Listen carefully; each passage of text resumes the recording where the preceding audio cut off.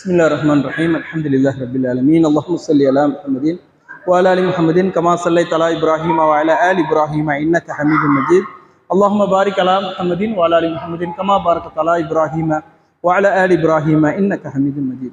அன்புக்கினிய சகோதரர்களே, ஒவ்வொரு நாளும் மகரிப் தொழுகைக்கு பிறகு தினமும் ஒரு இறை செய்தி என்ற தலைப்பில் குர்ஆன் ஹதீஸ் என்ற மார்க்க விஷயங்களையும் இஸ்லாமிய அடிப்படை கொள்கை சார்ந்த விஷயங்களையும் பார்க்கிறோம். அதன் அடிப்படையில் நான் பார்க்கின்ற செய்தி அழைப்பு பணியின் அவசியம் என்கின்ற ஒரு செய்தியை நான் பார்க்கிறேன். அன்புக்கினிய சகோதரர்களே, அல்லாஹ் ரப்புல் ஆலமீன் நமக்கு வழங்கிய பேரருள் இந்த இஸ்லாம் என்கின்ற இந்த வாழ்க்கை நெறியாக இருக்கிறது.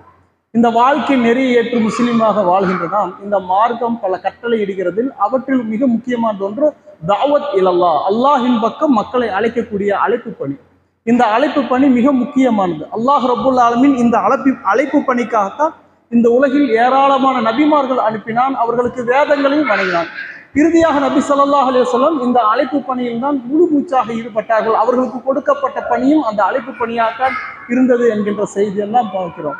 இந்த அழைப்பு பணியை குறித்து மார்க்கம் இந்த சமூகத்தின் மீது, இந்த உம்மத்தின் மீது வலியுறுத்தி கூறுவதையும் நாம் பார்க்கிறோம். அல்லாஹுடைய தூதர் குறிப்பிடுகிறார்கள், சஹீஹ் புகாரி 3461 செய்தி, அப்துல்லாஹ் இப்னு அம்ர் ரலியல்லாஹு அவர்கள் அறிவிக்கிறார்கள், நபி ஸல்லல்லாஹு அலைஹி வஸல்லம் கூறினார்கள், பல்லிக அன்னி வலவ் ஆயா, என்னிடமிருந்து ஒரே ஒரு செய்தி உங்களுக்கு கிடைக்கப்பட்டாலும் அது பிறருக்கு எடுத்துரைத்து விடுங்கள் என்று அல்லாஹுடைய தூதர் கூறுகிறார்கள். அல்லாஹுடைய தூதரிடமிருந்து ஒரே ஒரு இறை செய்தி கிடைத்தாலும் அது பிற மக்களுக்கு எடுத்துரைக்கப்பட வேண்டும். அதுதான் அல்லாஹுடைய தூதருடைய கட்டளை. இந்த சமூகத்தின் மீது அந்த கட்டளை மிக முக்கியமானதாக இருக்கிறது. அதேபோல் அல்லாஹுடைய தூதர் தன்னுடைய வாழ்நாளில் முழு நேரமும் இந்த அழைப்பு பணியில் முழு மூச்சாக ஈடுபட்டார்கள்.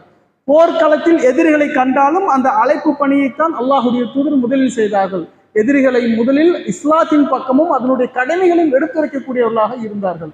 அதில் மிக முக்கியமான ஒரு போர் சஹீஹ் புகாரில் வரக்கூடிய செய்தி, 2942 செய்தி, கைபருடைய போர்க்களம்.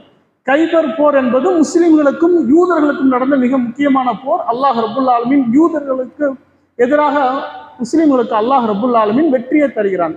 அந்த போரின் போது அல்லாஹுடைய தூதர் குறிப்பிடுகிறார்கள், கைபர் போர்க்களத்தில் அல்லாஹுடைய தூதர் அலி ரலியல்லாஹு அன்ஹு அவர்களை படைத்தளபதியாக நியமிக்கிறார்கள். அப்போது அலி ரலியல்லாஹு அன்ஹு கேட்கிறார்கள், அல்லாஹுடைய தூதரே, அவர்களும் நம்மை போன்று முஸ்லிம்களாக ஆகும் வரை நான் கடுமையாக போரிடவா என்று அலி ரலியல்லாஹு கேட்கிறார்கள். அதற்கு அல்லாஹுடைய தூதர் சொன்னார்கள், அலியே, நிதானத்தை கடைபிடிப்பீராக. அவருடைய முற்றத்தில் நீ சென்று அமைதியுடன் இறங்கியவுடன் அவர்களுக்கு இஸ்லாத்தின் பக்கமும் அதனுடைய கடமையின் பக்கம் அழைப்பு விடுப்பீராக என்று கூறிவிட்டு அல்லாஹுடைய தூதர் குறிப்பிடுகிறார்கள், அலியே, உங்கள் மூலம் ஒருவர் நேர்வழி பெறுவது அரபுகளின் உயர்ந்த செல்வமான சிகப்பு ஒட்டகங்கள் கிடைக்கப் பெறுவதை விட மிகச் சிறந்ததாகும் என்று அல்லாஹுடைய தூதர் குறிப்பிடுகிறார்கள். உங்களின் மூலம் ஒருவர் நேர்வழி பெறுவது அரபுகளின் உயர்ந்த செல்வமான அந்த சிகப்பு ஒட்டகங்கள் கிடைக்கப் பெறுவதை விட மிகச் சிறந்தது என்று அல்லாஹுடைய தூதர் அலி ரலியல்லாஹு அன்ஹு அவர்களுக்கு அறிவுரை கூறினார்கள் என்ற செய்தியை நாம் பார்க்கிறோம். அதேபோல் அல்லாஹுடைய தூதருடைய சிறிய தந்தையான, அல்லாஹுடைய தூதருடைய பெரிய தந்தையான அபூ தாலிபுடைய மரண தருவாயிலும் கூட அல்லாஹுடைய தூதர் தௌஹீதின் பக்கமும் இந்த இஸ்லாமிய மார்க்கத்தின் பக்கமும் கொள்கையின் பக்கம் தான் அல்லாஹுடைய தூதர் அவருக்கு அழைப்பு விடுத்தார்கள் என்ற செய்தியை நாம் பார்க்கிறோம். அல்லாஹுடைய தூதர் தன்னுடைய ஆட்சி காலத்தில் எல்லா மன்னர்களுக்கும் அரசர்களுக்கும் அல்லாஹுடைய தூதர் கடிதத்தின் வாயிலாக இஸ்லாத்தின் பக்கமும் மார்க்கத்தின் பக்கமும் அழைப்பு விடுத்தார்கள். அதற்காக நபி தோழர்களை பயிற்றுவித்தார்கள் என்ற செய்தியெல்லாம் நாம் பார்க்கிறோம். அல்லாஹ் ரப்புல் ஆலமீன் குர்ஆனில் நமக்கு கட்டளை இடுகிறான், வல் முஃமினூன வல் மூமினாத்து பஅதுஹும் அவுலியாஉ பஅத், மூமினான ஆண்களும் மூமினான பெண்களும் ஒருவர் மற்றொருவருக்கு நண்பர்கள் ஆவார்கள்.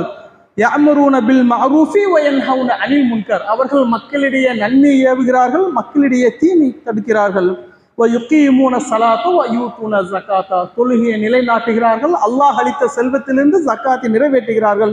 வ யுதீஊன அல்லாஹ வ ரசூலுஹு, அல்லாஹுக்கும் அவனுடைய தூதருக்கும் அவர்கள் கீழ்ப்படுகிறார்கள். உலாயிக ஸயர்ஹகுமுல்லாஹ், இவர்களுக்கு தான் அல்லாஹ் ரப்புல் ஆலமீன் அதி சீக்கிரத்தில் அருள் புரியக்கூடியவனாக இருக்கிறான். இன்னல்லாஹ அஸீஸுன் ஹகீம், அல்லாஹ் மிகத்தவனும் ஞானம் மிக்கவனாக இருக்கிறான் என்று அல்லாஹ் ரப்புல் ஆலமீன் சூரத்து தௌபாவில் பதிவு செய்கிறான். அப்போ மூமினான ஆண்களுக்கும் மூமினான பெண்களுக்கும் மிக முக்கியமான அல்லாஹ் ரப்புல் ஆலமீன் உறவுகளை கூறி அவர்களுடைய மிக முக்கியமானது மக்களிடையே நன்மையை ஏவுதல், மக்களிடையே தீமையை தடுத்தல் என்று அல்லாஹ் ரப்புல் ஆலமீன் அவருடைய பண்பை பற்றி குறிப்பிடுகிறான்.